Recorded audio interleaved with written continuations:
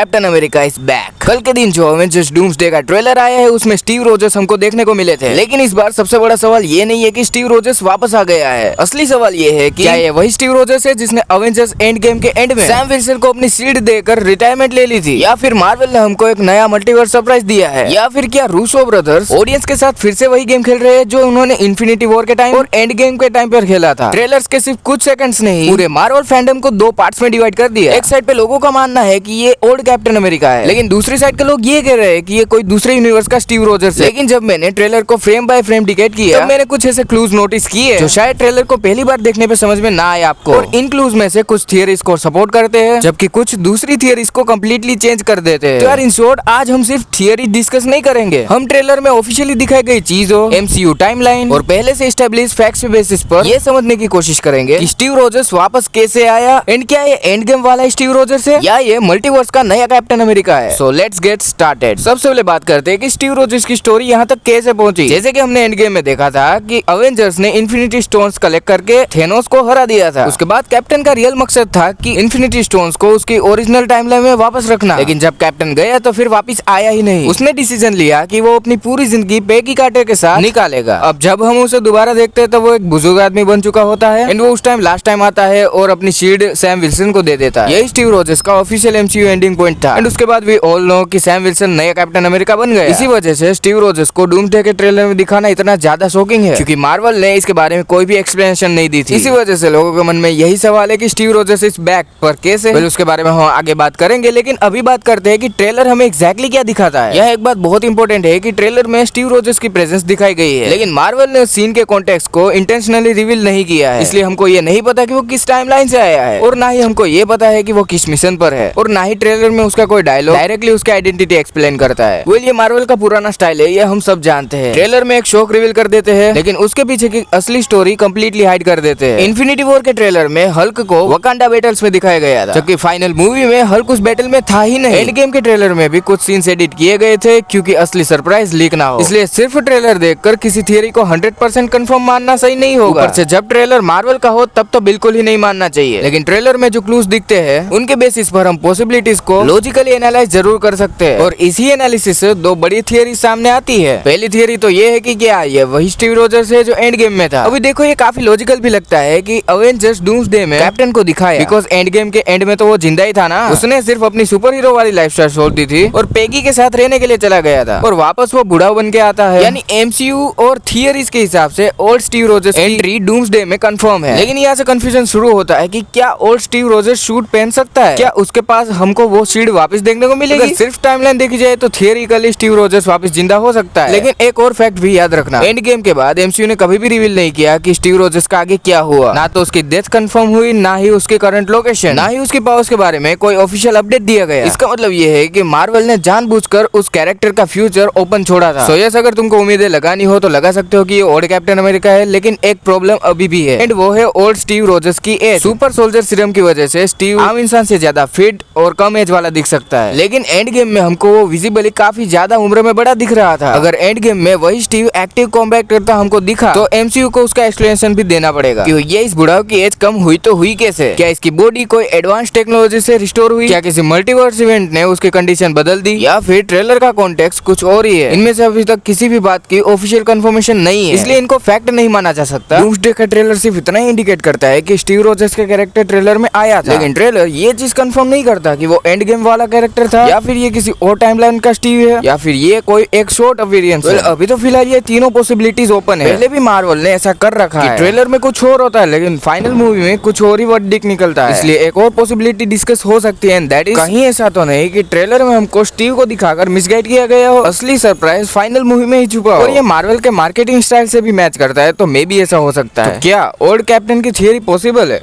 तो भाई हाँ पॉसिबल तो है, MCU ने कभी ये बात ऑफिशियली कही ही नहीं है कि स्टीव रोजर्स डेथ हो चुका है, लेकिन अभी तक कोई ऑफिशियल एविडेंस या कंफर्मेशन भी नहीं है कि ट्रेलर में जो हमको स्टीव दिखा वो ओल्ड कैप ही है। इसका सीधा मतलब है कि हम लोग बीच में लटके हुए हैं। ये तो हो गई पहली थियरी। बात करते हैं दूसरी थियरी, क्या ट्रेलर में देखा गया स्टीव कोई दूसरे यूनिवर्स का कैरेक्टर है? अगर ऐसा पॉसिबल होता है, जो कि ये हमको तभी पता चलेगा जब डूम्सडे मूवी ऑफिशियली थिएटर्स में आएगी। लेकिन अगर ऐसा पॉसिबल हो गया कि डूम्सडे के ट्रेलर में दिखाया गया स्टीव कोई और यूनिवर्स का है, तो मार्वल का मल्टीवर्स सागा कोई अलग ही लेवल पर पहुंच जाएगा। और सबसे इंटरेस्टिंग बात, Loki, Spiderman No Way Home, Doctor Strange in the Multiverse of Madness and Deadpool और वुल्वरीन के बाद मार्वल ने ऑफिशियली कंफर्म कर दिया है कि मल्टीवर्स रियलिटी में एग्जिस्ट करता है। इसलिए सिर्फ स्टीव रोजर्स नहीं बल्कि अलग अलग यूनिवर्स के अलग अलग कैरेक्टर्स हमको इस मूवी में देखने को मिलेंगे। मे भी ऐसा हो सकता है कि जो स्टीव हमको मूवी में देखने को मिले वो किसी भी यूनिवर्स का हो सकता है। अभी डूम्सडे के ट्रेलर में दिखाया गया स्टीव रोजर्स दूसरे यूनिवर्स का हो सकता है। इसके बारे में मेरे पास 3 क्लूज है। क्लू नंबर 1 इज डूम्सडे की स्टोरी। मार्वल ने हमको पहले ही बता दिया था कि मल्टीवर्स सागा का मेजर चैप्टर अवेंजर्स डूम्सडे है। अभी जब मल्टीवर्स सेंटर में हो तब अल्टरनेट वर्जन्स का आना बिल्कुल भी अनएक्सपेक्टेड नहीं होगा। इसलिए हमेशा नेचुरली मान सकते हैं कि स्टीव भी किसी और यूनिवर्स का ही हो सकता है। Clue number 2 is doctor Doom connection. अब वी ऑल नो कि डूम्सडे का ट्रेलर का सबसे बड़ा फोकस डॉक्टर डूम पर ही है एंड कॉमिक्स में डॉक्टर डूम का मल्टीवर्स से कनेक्शन बहुत गहरा है। तो ये भी दूसरी पॉसिबिलिटी बन गई कि दूसरी रियलिटीज के हीरोज इस मूवी में आ सकते हैं। क्लू नंबर 3 इज मार्वल की रिसेंट स्ट्रेटेजी। पिछले कुछ सालों में मार्वल ने नॉस्टैल्जिया और वेरिएंट्स दोनों का यूज किया है। नो वे होम में अलग स्पाइडरमैन, डॉक्टर स्ट्रेंज 2 में alternate universe, Deadpool and Wolverine में लेगेसी कैरेक्टर्स। इस पैटर्न को देखकर हम अंदाजा लगा सकते हैं मल्टीपल रियलिटीज के हीरोज एग्जिस्ट कर सकते हैं। लेकिन एक्सपेक्टेशंस और कंफर्मेशन दोनों अलग चीजें हैं। अब यहाँ पर बहुत सारे क्रिटिक्स एक गलती करते हैं कि वो सीधा यही बोल देते हैं कि यही हो सकता है, यही ही वेरिएंट है। लेकिन सच तो ये है कि मार्वल कभी कंफर्म करता ही नहीं समय से पहले, इसलिए ऑडियंस और फैंस मिसगाइड हो जाते हैं। इसलिए अभी हमारे पास 3 क्लूज यानी कि 3 पॉसिबिलिटीज है दूसरी थियरी के लिए। और पहली थियरी के लिए हमारे पास एक पॉसिबिलिटी है। ट्रेलर में हमको जो स्टीव देखने को मिला था उसने थोर का म्योनियर उठाया था। मतलब कि जो ट्रेलर में हमको स्टीव देखने को मिला वो म्योनियर उठाने के लिए वर्थी है। वी ऑल नो कि ये एबिलिटी सिर्फ एक ही स्टीव के पास थी एंड वो है अपना ओल्ड कैप्टन अमेरिका। तो ये मैंने दोनों थियरीज आपके सामने खोल के रख दी है। अभी आपको किसके ऊपर विश्वास करना है ये आपके ऊपर डिपेंड करता है। लेकिन ट्रेलर में कुछ डिटेल्स भी है जो थियरी को और भी ज्यादा डिटेल बना देती है। मतलब उन डिटेल्स की वजह से हमारी थियरी के सच होने की पॉसिबिलिटीज बढ़ जाती है। अभी ये जानने को मिलेगा अगले वीडियो में जिसमें हम सिर्फ हिडन डिटेल्स को ही कवर करेंगे। तो वीडियो को लाइक करके चैनल को सब्सक्राइब कर बाजू में जो बेल नोटिफिकेशन है उसको भी ऑल पर प्रेस कर देना जिससे हमारे अगले पार्ट का नोटिफिकेशन आप तक पहुंच जाए। To be continued in part 2।